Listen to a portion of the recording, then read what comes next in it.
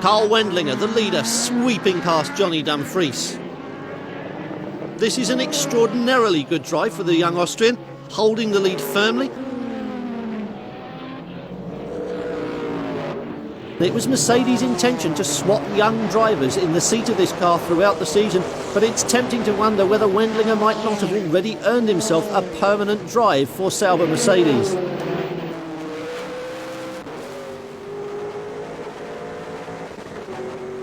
But it was indeed Michael Schumacher who was at the centre of the big controversy which struck Mercedes and halved their effort on Saturday. He was driving the number 2 car in qualifying when it suffered a gear selection failure as it came past the pits and coasted to a halt right at the far end of the pit wall. The car and the driver were excluded. Mercedes' reliability has never been an issue before, but it is now, especially after a virtual repeat of the Silverstone retirement during qualifying. Karl Wendlinger round La Source for the last time. Down the hill, there is the checkered flag.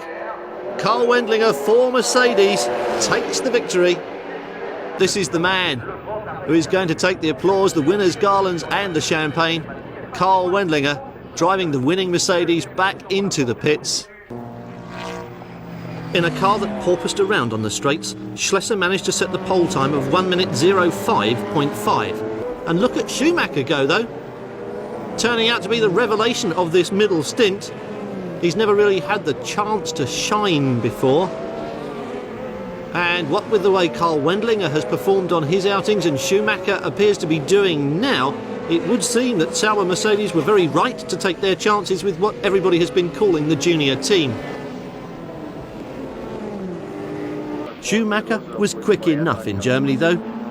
His 1:21.01 was good enough for provisional pole until Schlesser dropped below him. Even so, it was good enough to put the number 2 Sauber Mercedes on the front row of the grid. This tactic of putting newcomers into the driving seat under the leadership and guidance of Jochen Mass caused plenty of raised eyebrows at the beginning of the year, and not a few critics were laughing behind their hands. Before the season was more than a few weeks old, they were laughing elsewhere though.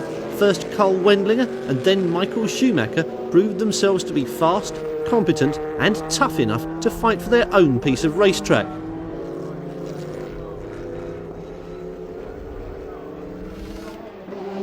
At Donington, the third new face in the lineup takes his seat in the number 2 car. Hot from Formula 3000, it's Heinz-Harald Frentzen.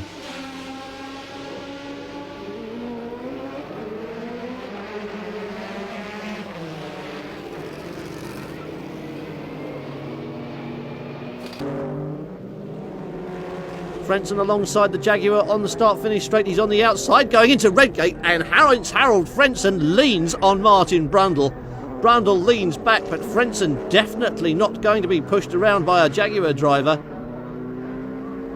All 3 newcomers, Heinz-Harald Frentzen, Michael Schumacher and Karl Wendlinger, have proved to be competitive and very able.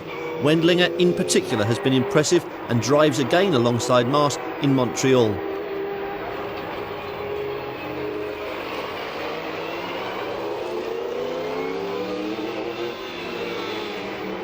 In Mexico, Jochen Maas is partnered by Michael Schumacher, the driver at the centre of the Silverstone disqualification controversy, who later more than redeemed himself with some excellent work behind the wheel.